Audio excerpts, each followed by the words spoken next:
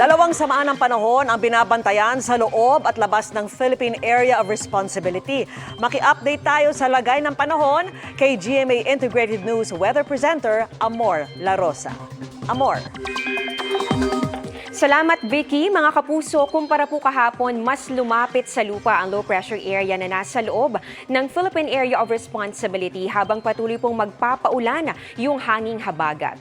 Huling nakita ng pag-asa ang LPA sa layong 155 kilometers silangan po yan ng Tuguegarao City sa Cagayan.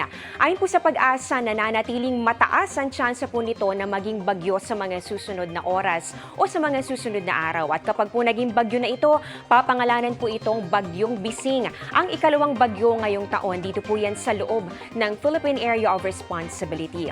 Sa ngayon, dalawang senaryo po ang nakikita ng pag-asa. Una po dyan, posible na dumaan po muna yan dito sa may Calayan, Cagayan. Saka po nito tatahakin ang direksyon patungo naman dito sa may Southern Japan. At yung isa pang senaryo, hindi na po yan dadaan dito sa may Calayan pero diretso na po niyan tutumbukin. Ito pong bahagi ng Southern Japan. So bahagya po itong liliko o magre-recurve at yan po pwede pa naman po itong magbago sa mga susunod na araw kaya patuloy po natin yang tututukan.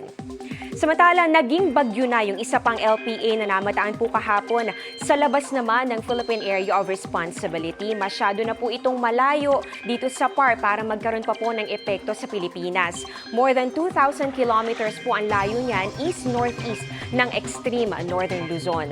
So ang may epekto po dito sa atin ay yung pong LPA na malapit dito sa Cagayan at ganun din ito pong southwest monsoon pa rin o yung hanging habagat.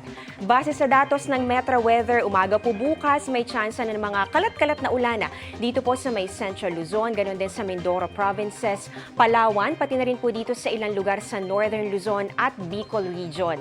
Pagsapit ng hapon, maulan na po sa mas malaking bahagi po ng Luzon. Ayun po nakikita po natin, may mga matitinding pag-ulan dahil po yung kulay pula at kulay orange.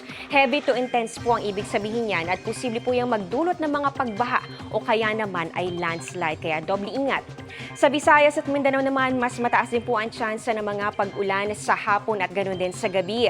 May mga malalakas sa pag-ulan dito po yan sa may Zamboanga Peninsula, Northern Mindanao, Caraga, Davao Region, ilang bahagi po ng Soc-Sargen at pati na rin dito sa malaking bahagi po ng Visayas. Kaya naman po maging alerto rin ang mga residente. Para naman sa mga taga Metro Manila, posible rin pong umulan bukas lalo na bandang tanghali at meron pong tsansa na maulit po yan sa hapon at pati na rin po sa gabi. Kaya huwag pa rin kalimutang magdala ng payong. Ayon po sa pag-asa, ngayong Hulyo, 2 o 3 bagyo po ang posibleng mabuo o pumasok dito po yan sa loob ng PAR. Pwede po itong lumapit ng bahagya dito sa ating bansa. Saka naman po ito magre-recurve o lilis po ng direksyon papalayo dito sa atin. Pero minsan tumatama rin po yan sa lupa. Maaaring dito po muna sa may Northern o kaya naman po sa may Central Luzon o di kaya naman po pwede rin naman dito sa may Eastern Visayas muna. Saka po nito tatawirin naman itong bahagi po ng Southern Luzon. Pero mga kapuso, mag-landfall man o hindi ang mga bagyo, posible pa rin po yung humatak ng habagat na magdudulot pa rin ng maulang panahon. Yan muna ang latest sa lagay ng ating panahon. Ako po si Amor La Rosa para sa GMA Integrated News Weather Center. Maasahan anuman ang panahon.